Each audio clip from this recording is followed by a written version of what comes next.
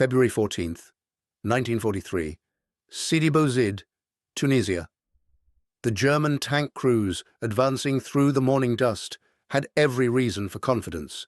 Their Panzer Mark IVs, equipped with 75mm guns and frontal armor up to 80mm thick, represented the cutting edge of armored warfare.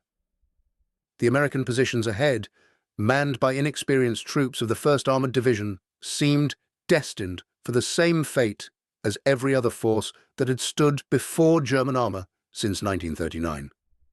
Then, something impossible happened. From a shallow depression 300 yards distant, an American private shouldered a simple steel tube, squeezed a trigger, and sent a rocket streaking toward the lead panzer. The shape-charge warhead struck the tank's side armor and detonated, punching through 80mm of hardened steel as if it were tin foil. The tank shuddered to a halt, smoke pouring from the penetration hole. The crew bailed out. The German battalion commander, watching through binoculars, couldn't comprehend what he'd witnessed. His intelligence reports had mentioned a new American anti-tank weapon, something the soldiers called a bazooka.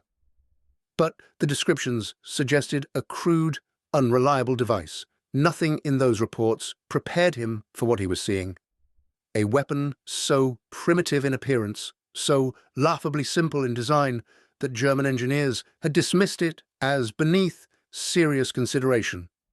If you're enjoying this deep dive into the story, hit the subscribe button and let us know in the comments from where in the world you are watching from today. Within hours, captured American bazookas would arrive at Wehrmacht testing facilities in Berlin. The initial assessment, filed March 2nd, 1943, dripped with condescension. The weapon was described as primitive. A steel tube with battery ignition, firing a 60mm rocket that weighed less than 3.5 pounds. German engineers, accustomed to the precision craftsmanship of weapons like the 88mm anti-tank gun, saw only crudeness. They noted the simple wire sights, the basic electrical system, the lack of sophisticated optics or recoil mechanisms. What they failed to grasp was that this primitive weapon could penetrate armor that would stop their own anti-tank rifles cold, and they certainly didn't anticipate that within 8 months an improved version would render their assessment catastrophically obsolete. The story of the bazooka's transformation from dismissed novelty to feared tank killer reveals a fundamental truth about industrial warfare. Sophistication is not the same as effectiveness, and sometimes the simplest solution is the one that changes everything. The bazooka's journey to the North African desert began not in a sophisticated weapons laboratory, but in a Maryland scrap pile. May 6, 1942, Aberdeen, Proving Ground. Lieutenant Edward Uhl faced a problem that had plagued military planners since the Spanish Civil War. How to give ordinary infantrymen the power to destroy tanks. The solution seemed obvious: a rocket-propelled shape-charge grenade that could penetrate armor. Swiss engineer Henry Mohaupt had already developed the M10 grenade with a hollow charge capable of defeating 60mm of armor. But the M10 weighed 3.5 pounds, too heavy to throw effectively and too large for existing rifle grenade launchers. What Uhl needed was a way to deliver Mohaupt's shape charge to a target 300 yards away without requiring the strength of an Olympic athlete or the precision of an artillery piece. The breakthrough came through necessity and scavenging. Uhl discovered a seamless steel tube in a scrap pile at Aberdeen, 60mm in diameter, 54 inches long. The tube happened to match the diameter of an experimental rocket motor being developed for the M10 grenade. According to Aberdeen Proving Grounds' official history, Uhl fashioned rudimentary sights from a wire coat hanger, bent the wire with pliers to create elevation marks, and attached the tube to a simple wooden shoulder stock. The weapon assembled that morning embodied American pragmatism. No complex sighting systems, no elaborate loading mechanisms, no precision machining. Just a tube, a trigger mechanism wired to 2 dry cell batteries, and a rocket that would be inserted from the rear. Total manufacturing cost, approximately $20 in materials. May 6, 1942. The demonstration that would change armored warfare.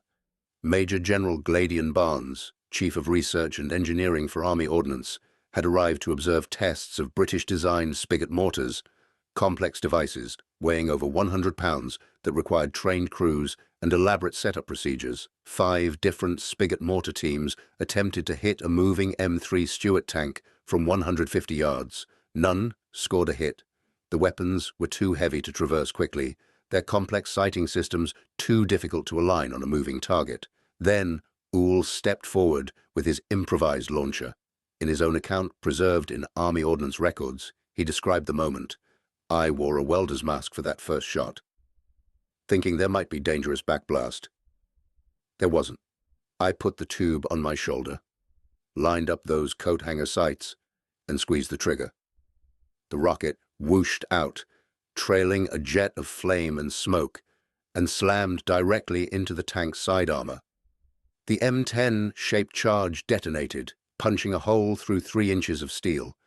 Oul reloaded in 5 seconds and fired again. Another hit. General Barnes examined the weapon, turning it over in his hands as if unable to believe something so simple could be so effective.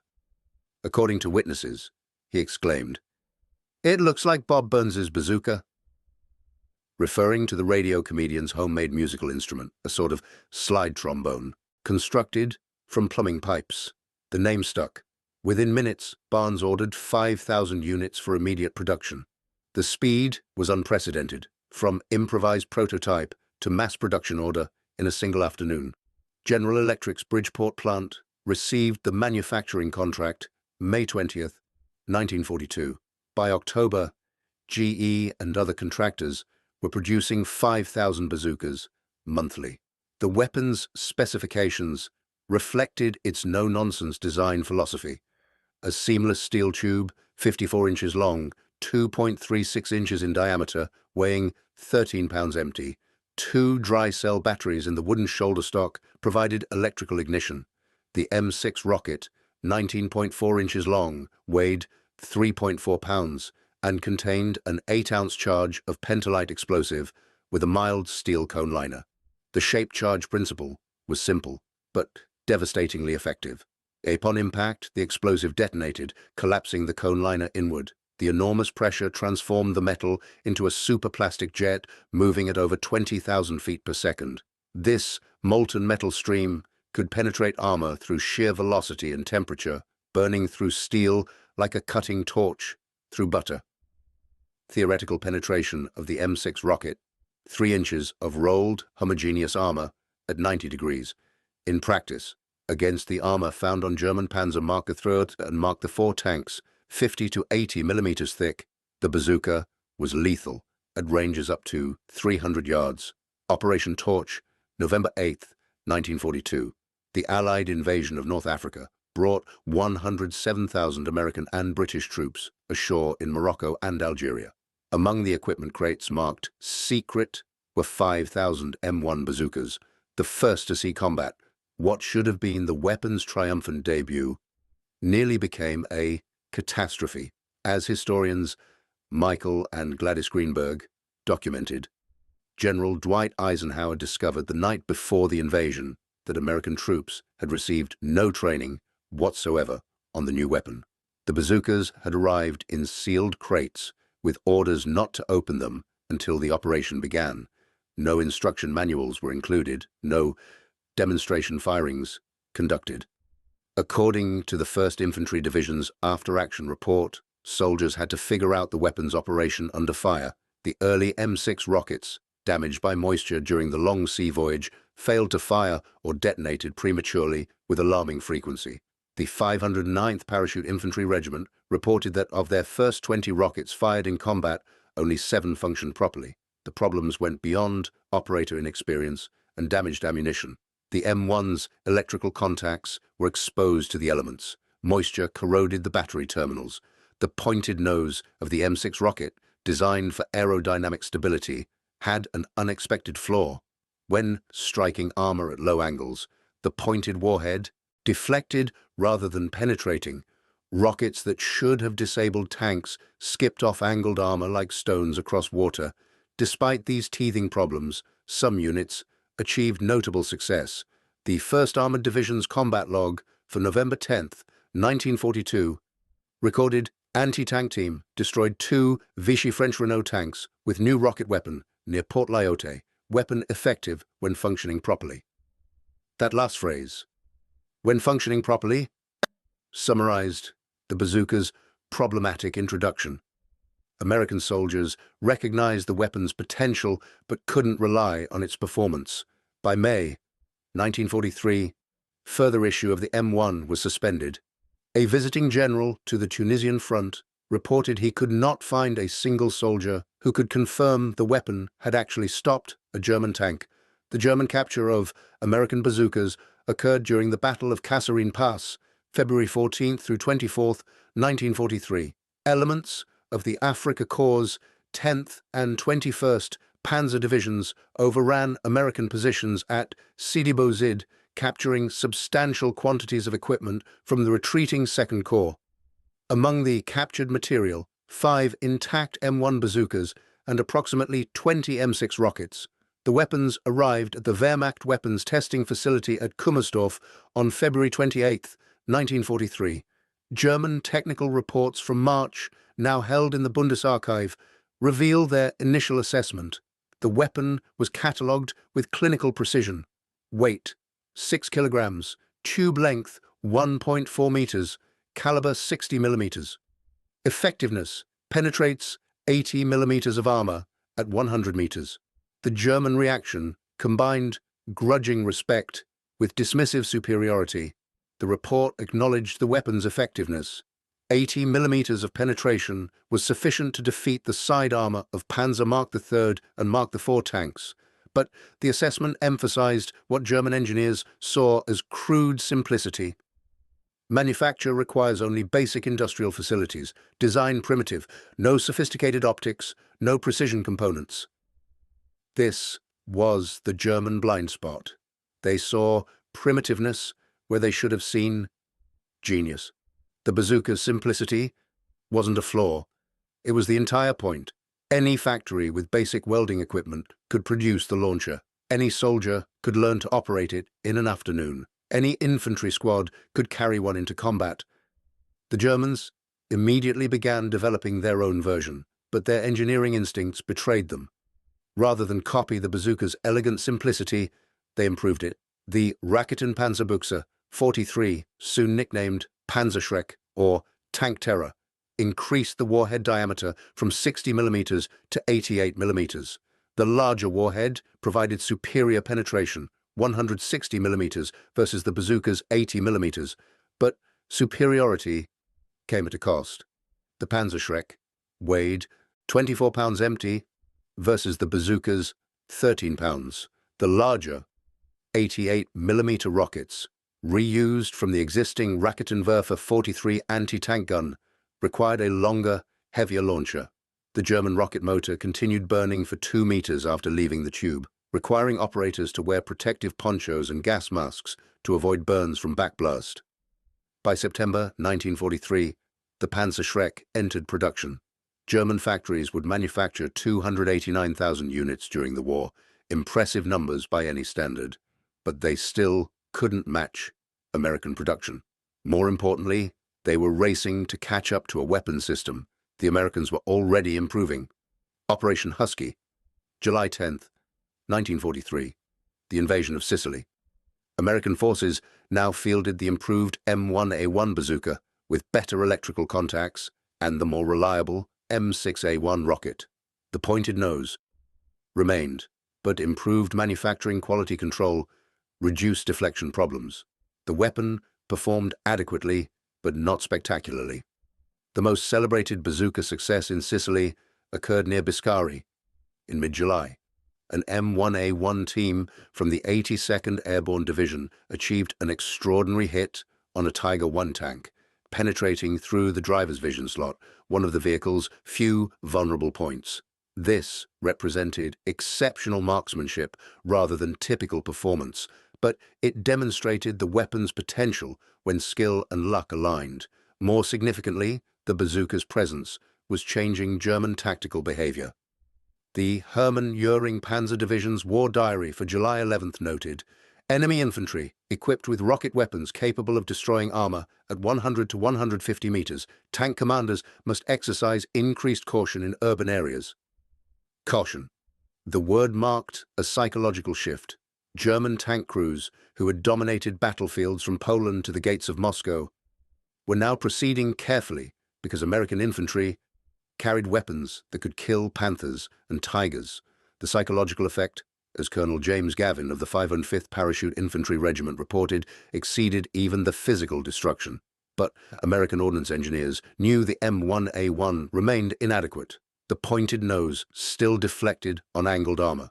Battery reliability remained problematic in wet conditions. Most critically, German tanks were getting thicker armor. The Panther, entering service in mid-1943, featured frontal armor 100 millimeters thick and side armor 50 to 60 millimeters at steep angles. The M6A1 rocket's 3-inch penetration was marginal against these targets. Late 1943 brought the transformation that would make the German assessment of primitive ring hollow. The M9 launcher and M6A3 rocket represented evolutionary perfection of the bazooka concept. The M9 featured a two-piece breakdown design, 31.5 inches, when disassembled versus 54 inches for the M1A1. Airborne troops could now carry the weapon during parachute jumps. The tube length increased to 61 inches, ensuring complete propellant burn even in cold weather. Most importantly, the M9 replaced the unreliable battery ignition system with a magneto-sparker operated through the trigger. No more dead batteries in combat. But the real revolution came in the rocket. The M6A3 abandoned the pointed nose that had caused so many problems. Instead, engineers designed a blunt, rounded nose that prevented deflection on angled armor. The shaped charge detonated perpendicular to the armor surface, regardless of impact angle. This simple change, from pointed to blunt, transformed the weapon's effectiveness. The M6A3 also featured a new circular fin assembly that improved flight stability and a modified fuse that detonated at precisely the right standoff distance to maximize jet penetration. The performance improvement was dramatic. Where the M6 penetrated 3 inches of armor, the M6A3 penetrated 3.5 to 4 inches, 89 to 102 millimeters in technical terms. More importantly, that penetration was reliable against angled armor. German test reports conducted on captured M6A3 rockets in late 1943 revealed the uncomfortable truth. The improved American rocket could penetrate 120 millimeters of armor at 30-degree angles. This wasn't a marginal improvement. This was a weapon that could defeat the side armor of every German tank except the King Tiger, which wouldn't enter service until late 1944. The Germans, who had called the original bazooka primitive, now faced a grim reality. That primitive weapon, refined through combat experience and engineering iteration, had become more dangerous than their own technically superior Panzerschreck in the metric that mattered most, getting into soldiers' hands and destroying tanks. By January 1944, American production reached 20,000 bazookas monthly. Every infantry battalion possessed 24 to 36 launchers. The weapon had evolved from experimental curiosity to standard equipment, as common as machine guns, and its impact on German armored doctrine was about to become profound. Wehrmacht Training Directive 4318, issued December 1943, marked the transformation. Tanks will not operate in urban areas without infantry support. All buildings must be cleared before armor advances. Minimum 100 meters distance from uncleared structures. Shirts and side skirts must be maintained on all vehicles. The directive represented a complete reversal of blitzkrieg doctrine. German tanks, which had once raced ahead of infantry to exploit breakthroughs, were now relegated to supporting infantry operations. Every building, every hedgerow, every pile of rubble potentially concealed a bazooka team. Speed and shock, the hallmarks of Germans' armored success from 1939 to 1942, were no longer viable. German tank crews began improvising additional protection. Track links welded to hull sides, sandbags piled on glacis plates, concrete applied to turret faces. The Zimmerit anti-magnetic paste applied from December 1943 to October 1944, was partially a response to shape-charge threats, though it provided little actual protection against bazooka rockets. A captured document from the 2nd SS Panzer Division, dated March 1944, stated, "American rocket launchers present in every infantry unit, speed and shock tactics no longer viable, methodical advance with infantry screening required." Methodical. Slow. Cautious. These were not words associated with panzer tactics in 1940. The bazooka had forced the German army to abandon the very doctrine that had brought them victory after victory. A 2.36-inch steel tube, manufactured for $25, had rewritten the mathematics of armored warfare. D-Day, June 6, 1944. Among the 156,000 Allied troops landing in Normandy were thousands of bazooka teams equipped with the latest M9A1 model featuring improved coupling mechanisms and optical sights. The weapon that had struggled in North Africa 18 months earlier was now an integral component of American infantry organization. The bocage country of Normandy, dense hedgerows creating natural defensive positions, proved ideal terrain for bazooka employment. The ancient earthen banks, topped with thick vegetation, created a maze of enclosed fields, each one a potential killing ground.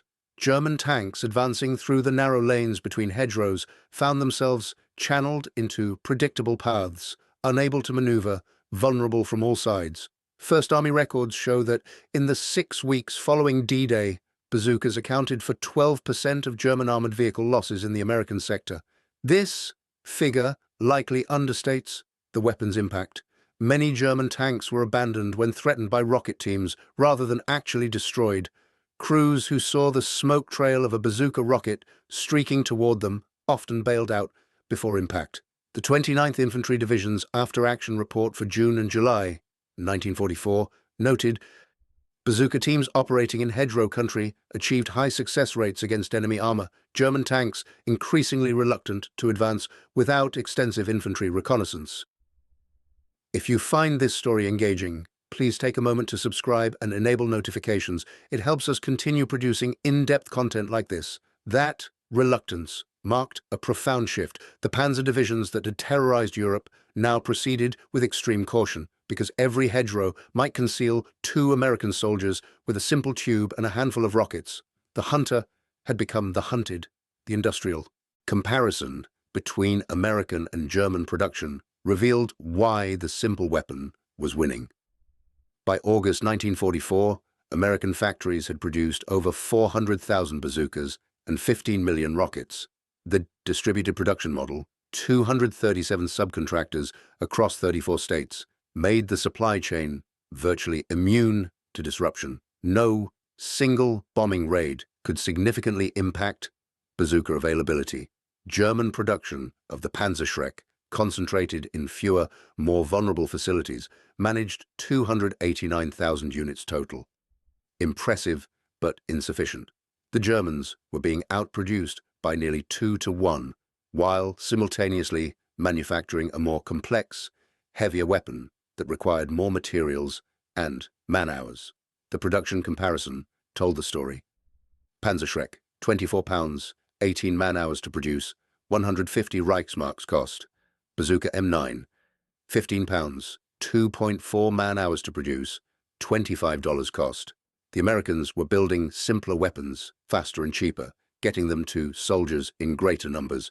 Quantity had a quality all its own, particularly when that quantity consisted of weapons that worked reliably in the hands of minimally trained soldiers. The German Ardennes offensive in December 1944 provided severe testing of the bazooka under winter conditions. The Battle of the Bulge threw American forces into desperate defensive fighting against Germany's last major armored reserve. Bazooka teams from the 99th Infantry Division, often fighting from hastily prepared positions in brutal cold, destroyed or disabled 89 German armored vehicles. Technical Sergeant Donald Bracken, 394th Infantry Regiment, reported destroying a Panther tank near Rocherath on December 17th. His account, recorded in combat interviews conducted immediately after battle, described the engagement with matter-of-fact precision. The rocket hit the rear engine deck. The tank caught fire and the crew abandoned it. Range was about 75 yards. 75 yards. Close enough to see the tank commander's face through his cupola hatch, close enough to die if the Panther's machine guns spotted the firing position first, but also close enough that even average soldiers could achieve killing hits with minimal training. The extreme cold created documented problems. Battery failures in remaining M1A1 models still in service required soldiers to warm batteries inside their jackets before firing. And the 2nd Infantry Division reported that rocket propellant burned differently in sub-zero temperatures, affecting range and accuracy. Despite these challenges, the weapon remained effective enough that German tank crews feared it. One of the most remarkable bazooka employments came from Major Charles Carpenter of the 4th Armored Division. As documented in his Silver Star citation and confirmed by multiple witnesses, Carpenter mounted 6 M9 bazookas on his L-4 Grasshopper observation aircraft, 3 on each wing strut. His combat record, verified by 4th Armored Division records, read like something from a Hollywood script. September 20th, 1944, 2 Panther tanks destroyed near Aracourt. October 1944, 1 Panzer IV destroyed. November 1944, 3 armored vehicles destroyed. Carpenter's aircraft, complete with mounting brackets for the bazookas, was discovered in an Austrian museum in 2017 and has been restored. Physical proof of the weapon's versatility beyond conventional infantry use. Final production statistics from U.S. Army Ordnance records painted a picture of industrial mobilization at its peak. M1, 112,790 units. M1A1, approximately 60,000 units. M9, 26,087 units. M9A1, approximately 277,800 units.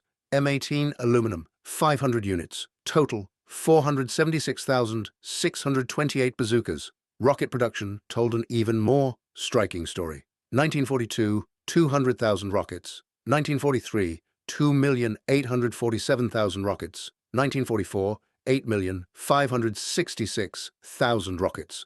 1945, 4,650,000 rockets. Total, 15,630,000 rockets. The economic comparison was devastating. A complete bazooka system, launcher plus 10 rockets, cost approximately $110 in 1945. For comparison, a German Panzer IV tank cost 103,000 Reichsmarks, approximately $41,000. A Panther cost 117,000 Reichsmarks, approximately $47,000. A Tiger that cost 250,000 Reichsmarks, approximately $100,000. For the price of a single Tiger tank, the United States could purchase 909 bazooka systems with 9,090 rockets. The mathematics of industrial warfare had shifted decisively against Germany. U.S. Army Ordnance conducted extensive analysis of bazooka effectiveness in 1945. Their findings revealed the weapon's capabilities and limitations with scientific precision. Average engagement range: 75 yards. Hit probability at 50 yards, 85%. Hit probability at 100 yards, 42%. Hit probability at 150 yards, 18%.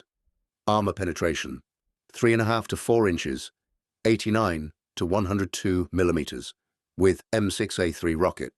Tank destruction analysis from the European theater provided context. Of all German tanks destroyed by Allied forces, 38% by other tanks, 31% by anti-tank guns, 14% by aircraft, 12% by bazookas, 5% by mines. These statistics likely understate bazooka effectiveness. Many German tanks were abandoned when threatened by rocket teams rather than actually destroyed. The psychological effect of bazooka fire: the distinctive whoosh of the rocket motor, the smoke trail pointing directly at your position, the knowledge that a hit meant fire and death, caused German tank crews to withdraw from situations where continued advance was theoretically possible. Post-war interrogations of German officers conducted by the U.S. Strategic Bombing Survey revealed consistent themes about the bazooka's impact. Field Marshal Albert Kesselring, German commander in Italy, stated in his interrogation that American rocket launchers forced fundamental changes in German tactical doctrine. The speed and shock tactics that had brought victory from 1940 to 1941 were negated by the threat of infantry anti-tank weapons. General Heinz Guderian, in his post-war writings, acknowledged that the proliferation of infantry anti-tank weapons like the bazooka invalidated the independent operation of armor that had been central to German doctrine. The architect of Blitzkrieg admitted that simple rocket launchers had defeated the tactical system he'd spent 20 years developing. The bazooka's threat influenced German tank development from 1943 onward. Design changes documented in German armored vehicle production records included addition of skirts and side armor to Panzer III and IV models starting April 1943, application of Zimmerit paste from September 1943, increased side armor on the Panther AOSFG model, development of infantry support variants with enhanced anti-personnel armament. These modifications added weight and complexity to German vehicles, reducing their mobility advantage, while American tanks remained relatively simple and reliable. The Sherman, often criticized for inadequate armor and firepower, possessed one overwhelming advantage. It worked consistently, and when it broke down, American logistics could repair or replace it quickly. Lend-Lease records document bazooka distribution to Allied forces: Soviet Union, 8,000 units, United Kingdom, 12,000 units, Free French forces, 15,000 units, Chinese nationalist forces, 3,000 units, other Allied nations, 23,628 units. Soviet military archives indicate the Red Army found the bazooka effective but preferred their own anti-tank rifles, and later the RPG-2, developed partially from bazooka principles. The Soviets appreciated American industrial capacity, the ability to produce weapons in such quantities that losses didn't matter, but their own tactical preferences favored different solutions. While less publicized than European use, bazookas proved valuable in the Pacific. Marine Corps records from Saipan, June to July 1944, show bazookas destroyed 28 Japanese tanks and countless fortified positions. The weapon's versatility was demonstrated through various rocket types: M6A3, standard anti-tank heat; M10, white phosphorus incendiary and smoke; M7A3 practice round. Marine units particularly valued white phosphorus rockets for clearing cave complexes and destroying Japanese bunkers. At Iwo Jima, the 5th Marine Division expended 1,847 bazooka rockets in 6 weeks of fighting. The weapon's utility against fortifications exceeded its anti-tank role in the Pacific Campaign, where Japanese armor posed minimal threat but elaborate bunker systems created nightmares for infantry. The bazooka's continued relevance was proven in Korea when initial M9A1 bazookas with degraded M6A3 ammunition proved inadequate against T-34 tanks. However, the rapid development and deployment of the M20 Super Bazooka with its 3.5-inch rocket demonstrated the weapon system's adaptability. The new bazooka, firing rockets capable of penetrating 11 inches of armor, stopped T-34s reliably. Marine Sergeant Robert Bennett's combat report from Pusan, September 1950, stated, "The new 3.5-inch bazookas stopped T-34s cold. First shot, first kill at 125 yards. The psychological shift was immediate." This rapid adaptation, from problem identification to solution deployment in under 90 days, demonstrated the flexibility of the simple bazooka design. The bazooka embodied American industrial philosophy in World War II. Analysis of production methods reveals the genius of simplicity. Any factory with basic welding equipment could produce tubes, no special alloys or precision machining required, assembly time 2.4 man-hours per unit, training time for assembly workers 2 days. Distribution efficiency matched production capability. By 1944, every U.S. infantry company had 5 bazookas, every infantry battalion had 25 to 35 bazookas, ammunition readily available through standard supply chains. This contrasted sharply with German production philosophy, which emphasized technical superiority over quantity. The Wehrmacht's focus on complex, high-performance weapons, limited production capacity, and field maintenance capability.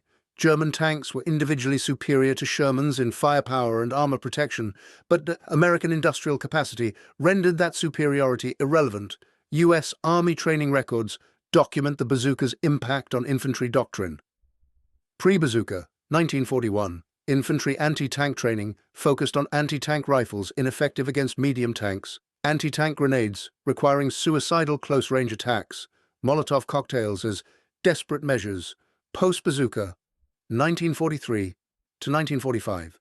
Every infantry soldier trained in bazooka operation through 2-hour basic courses, tank hunting tactics standardized, coordinated anti-tank defense implemented. Throughout the force, the psychological transformation was documented in infantry school reports. The bazooka has given the infantry soldier confidence against armor. Previous tank panic has been replaced by aggressive tank hunting. Combat units developed innovative bazooka tactics documented in after-action reports. Urban combat techniques from the 3rd Infantry Division in Italy included 2-man teams operating from upper floors, targeting tank vision blocks and turret rings, and mouse-holing through buildings to establish firing positions. Bocage. Fighting methods from the 29th Infantry Division in Normandy featured concealed positions in hedgerows, targeting side and rear armor, and coordinated multi-team ambushes. Winter warfare tactics from the 99th Infantry Division included warming rockets inside clothing, snow camouflage for approach, and targeting engine compartments for fire kills. Cost-effectiveness analysis from Army Ordnance revealed the weapon's economic revolution. To destroy one German tank using tanks required an average of 2.5 Shermans loss per German tank destroyed, approximately $187,500 in tank losses. Using anti-tank guns cost approximately $45,000 in gun and crew training. Using aircraft, including aircraft losses and munitions, cost approximately $85,000. Using bazookas cost an average of 5 rockets and occasional launcher loss, approximately $50. This 1,000-to-1 cost advantage made the bazooka economically revolutionary. For the price of one Sherman tank, $75,000, the Army could purchase 3,000 bazookas and 20,000 rockets. The arithmetic of attrition warfare had shifted decisively. The bazooka principle, simple, man-portable anti-tank weapons, became universal in military doctrine. Direct descendants include M72 Law light anti-tank weapon, AT-4 anti-tank weapon, Carl Gustaf recoilless rifle, Soviet RPG series. Over 40 nations produced bazooka variants or copies. The fundamental concept of giving infantry portable anti-tank capability remains central to military organization worldwide. The German Tank Museum at Munster includes a permanent display on anti-tank weapons featuring the American bazooka. Their official placard states, "The American M1 rocket launcher, bazooka, revolutionized anti-tank warfare. Simple, cheap, and effective, it could be operated by any soldier with minimal training." German forces captured examples in Tunisia in 1943 and immediately recognized its potential, developing the Panzerschreck in response. By war's end, the presence of bazookas in every American unit had neutralized German armored superiority. Neutralized German armored superiority. Those 4 words encapsulated the bazooka's achievement. The panzer divisions that had conquered France in 6 weeks, that had driven to the gates of Moscow, that had seemed unstoppable in 1940 and 1941, those same divisions were brought to a crawl by American factory workers producing steel tubes for $25 each. The bazooka underwent continuous improvement based on combat feedback. M1, June 1942. Original version, battery ignition, 112,790, produced. M1A1, June 1943. Reinforced tube, improved contacts, approximately 60,000 produced. M9, October 1943. 2-piece design, magneto ignition, 26,087 produced. M9A1, June 1944. Optical sight, improved coupling, approximately 277,800 produced. M18, April 1945, Aluminum construction, 500 produced before war's end. Rocket development, paralleled launcher improvement. M6, pointed nose, 3 inches penetration. M6A3, blunt nose, preventing deflection, 4 inches penetration. M10, white phosphorus warhead. M7A3, practice round. Each iteration addressed specific problems identified in combat, refining the weapon system toward maximum effectiveness. The U.S. Army Military History Institute's comprehensive 1962 study concluded, no single weapon changed battlefield dynamics more than the rocket launcher M1 and M9 bazooka. It democratized anti-tank warfare, giving every infantry unit the capability to defeat armor. The German development of their own rocket weapons in response validated the concept. In terms of cost-effectiveness, tactical impact, and strategic significance, the bazooka ranks among the most important weapons of World War II.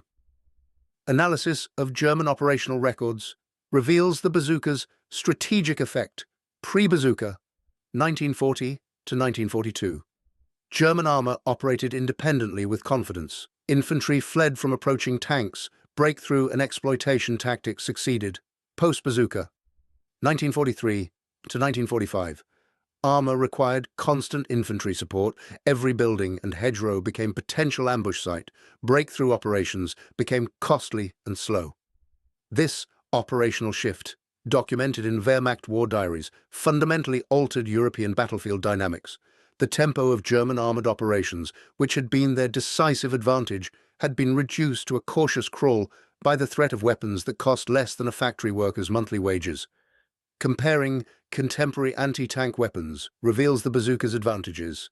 British Piat, weight 32 pounds versus bazooka's 15 pounds. Range 100 yards versus bazooka's 300 yards. Reliability issues in wet conditions. Complex spring mechanism requiring strength. Soviet PTRD anti-tank rifle, weight 38 pounds. Limited effectiveness against medium tanks. Severe recoil requiring sturdy soldiers. Single shot requiring precise marksmanship. German Panzerfaust, single use. Disposable weapon, very short range, 30 to 60 meters, no sighting system, dangerous backblast area. The bazooka offered the best combination of portability, effectiveness, range, and reusability. It wasn't the most powerful anti-tank weapon, wasn't the longest ranged, wasn't the most accurate. But it was good enough, available in quantity, and usable by ordinary soldiers with minimal training. In industrial warfare, those qualities mattered more than technical perfection. The bazooka succeeded through simplicity rather than sophistication. While Germany developed technically superior weapons, America's ability to mass-produce and widely distribute good enough technology proved decisive. By war's end, virtually every American infantry squad possessed anti-tank capability. This proliferation of firepower to the lowest tactical level exemplified American military doctrine, trusting the citizen soldier with powerful weapons and the training to use them effectively. The Germans had entered World War II with the world's most powerful armored forces. Their tanks dominated battlefields from Poland to France to the Soviet Union. They were ultimately defeated in part by American teenagers carrying steel tubes that cost less than a bicycle. The bazooka proved that in modern industrial warfare, the ability to mass produce and distribute simple, effective weapons could overcome technical superiority. It demonstrated that innovation didn't require complexity. Sometimes the best solution was the simplest one that could be manufactured by the thousands and placed in the hands of soldiers who needed it. The bazooka's development, from Edward Uhl's improvised tube with coat hanger sights to a weapon that helped defeat Nazi Germany, represents American industrial democracy at its finest. In just 3 years, from May 1942 to May 1945, American factories produced 476,628 bazookas and over 15 million rockets, fundamentally altering the nature of ground combat. The weapon's impact was both physical and psychological. Physically, it gave infantry the power to destroy tanks at practical combat ranges. Psychologically, it transformed soldiers from potential victims into active hunters. German armored forces, which had revolutionized warfare with blitzkrieg tactics, found themselves slowed to a crawl by the threat of rocket teams hidden in every building, hedgerow, and pile of rubble. The mathematics of armored warfare had been rewritten not by massive anti-tank guns or complex engineering, but by a steel tube that any infantry private could operate after minimal training. Today, every military in the world equips its infantry with portable anti-tank weapons, direct descendants of the bazooka principle. The fundamental concept, giving the individual soldier the power to defeat armored vehicles, remains as relevant now as it was when Lieutenant Edward Oule fired that first rocket from his improvised launcher at Aberdeen Proving Ground in 1942. The bazooka was more than a weapon. It was democracy, made manifest in steel and explosives. It proved that free workers in American factories could produce simple weapons in such quantities that they would overwhelm the products of German engineering. It validated the American faith in the citizen soldier, trusting ordinary men with extraordinary firepower. The Germans were shocked to discover that their vaunted armored forces could be stopped by a simple tube that cost less than a week's wages for a factory worker. But that shock revealed a fundamental truth about modern warfare. In an industrial conflict, the nation that can produce the most weapons and distribute them most widely will prevail over the nation that produces the best weapons in limited quantities. The bazooka was proof that American ingenuity and mass production could triumph over complexity and craftsmanship. From the beaches of Normandy to the mountains of Italy, from the hedgerows of France to the forests of the Ardennes, the bazooka gave American soldiers the tool they needed to stand against German armor. That simple tube, born from scrap metal and coat-hanger wire, helped write the final chapter of the Third Reich, one rocket at a time. The weapon the Germans called primitive in March 1943 had, by May 1945, demonstrated that primitiveness was not weakness, it was strength. It was the strength of simplicity, of mass production, of industrial democracy applied to warfare.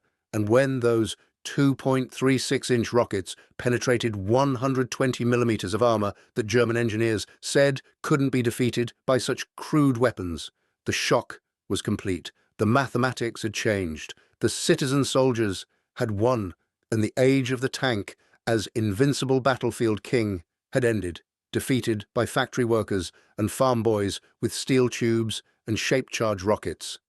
Thank you for watching.